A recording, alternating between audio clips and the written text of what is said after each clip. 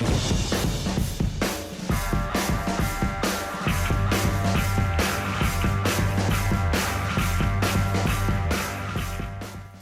is going on, YouTubeverse? John Stanek from Johnny Radio here, bringing you another Viva La Vinyl classic album review. And today I'm so excited to be talking to you about 1970s McCartney by Paul McCartney, the first solo Beatle album by I think the Cute Beatle is what he used to go by. But this album cover is so cool, almost made my top 10 album covers list of all time, just barely didn't make it. But this is a photo taken by his wife, Linda McCartney, who also took the photo of the back cover, which is very cool because it's Paul there with, you can see Mary, their daughter, that he's holding in his coat there. And they're on their property in Scotland. This is when he retreated with Linda and the family after it was pretty clear that the Beatles were going to break up any day now. And Paul just went into the studio and recorded these songs. And it just feels like some of them actually feel like half-finished songs, like the opening track, The Lovely Linda, which is of course dedicated to Linda. That would be something. Valentine Day, these first couple tracks, they almost feel just like demos that he was making. And he got a lot of flack back in the day for that because, you know, McCartney, of all the Beatles, was known to be very precise and kind of like the taskmaster of the Beatles, a perfectionist, if you will. And this was an album that was just very stripped down musically and simple and just bare bones, and people weren't really ready for that. But for me personally, I think that gives this album its charm, and I love it for that reason. For me, it's actually, to this day, my favorite Paul McCartney album.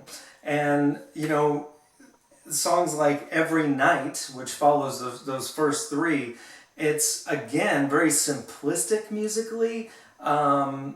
Just acoustic guitar, the percussion, and let me just say also, Paul McCartney did everything himself on this album: percussion, bass, acoustic guitar. He did sound effects vocally to do other percussive things, and it just fits so well. And the song Every Night, the chorus is just him going ooh, you know. There's no actual lyrics to the chorus, but it's so easy to sing along to and so catchy, and it's just classic Paul McCartney. I love Every Night. Then you got Ballad Like Junk, which would seem like it may have been a throwaway Beatles track, but it's such a beautiful melody, and it was used to great effect. The instrumental version, which is also on this album, it's called Sing Along Junk, in the movie Jerry Maguire, which also featured another song from this album, the instrumental Mama Miss America, which I think is just such a cool instrumental. It's got this great bass groove and some piano licks, and then it morphs into this bluesy guitar thing. It's just, it's so cool to hear Paul kind of let loose from the conventions of having to create these grandiose song structures like he did on Abbey Road so well.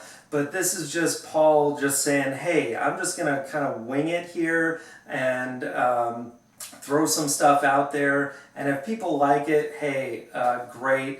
And if not, maybe great too. I don't know if that was his mindset at the time, but I'm sure, you know, as many of the reports go in that time, he was very depressed that the Beatles were breaking up. So this was kind of his answer to that, and it was quite shocking at the time when this album came out. It was when he said to the world that the Beatles are breaking up publicly. So there was a lot of backlash from this album being released at the time, and the other Beatles were like, whoa, what? You know, we were gonna say it all together, Paul. What's up with that? So this, you know, had some controversy with it, but you can't deny that there's some great stuff on here. Of course, maybe I'm amazed probably one of his greatest ballads of all time, ranking up there with some of his greatest Beatles ballads. There's such an amazing piano riff with the maybe I'm amazed at the way you love me all the time. And then the it's and the guitar, the lead guitar riff on there is so cool. Seriously, one of Paul's greatest songs of all time. But it's what I love about this album again is that it's so unconventional for, especially for someone as straight-laced as Paul McCartney, and so simple, like just the little Hot as Sunglasses song, another instrumental. There's actually quite a few instrumentals on here, and when you listen to it all in one, it's one of those albums that just brings a smile to your face, even if like Teddy Boy isn't the greatest Paul song, but it's just got something to it that that fits in with the vibe of this, which is just very loose and very fun, and you don't really know where it's going to go next. And the last song in this album just totally solidifies that, Kreene-Akrore. I'm not sure if I'm saying that right. I think it was in reference to some kind of Indian tribe, but it's just basically a very extended Paul McCartney drum solo, which gets very strange towards the end with this like heavy breathing noise, and it gets kind of manic and weird. And I love that. As a matter of fact, my friend Mark and I, who he reviewed the Beatles' Let It Be with me not too long ago, you can check that review out here. He and I used to make short films back in the day that were just kind of bizarre, and we used that song in a part of our film.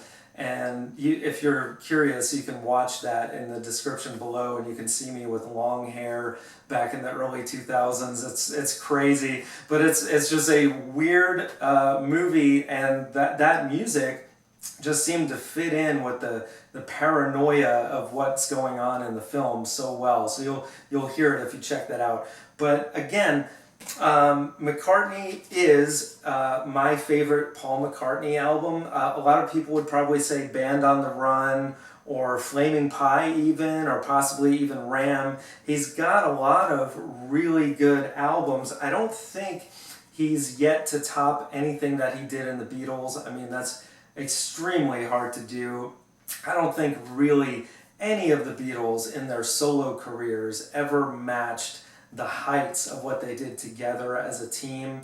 But this, for Paul, just sits at the top for me. I give this an 8 out of 10, which is great in my book. I highly recommend it. If you haven't listened to it, definitely at least check out the hit Maybe I'm Amazed and Every Night, and I think that'll get you into the vibe of this album, and then you'll really enjoy it from start to finish, I feel, if you like music in general. So let me know what you guys think. I'd love to see your comments, and please, if you like this video, subscribe and all that jazz. Viva la vinyl, and I will see you soon.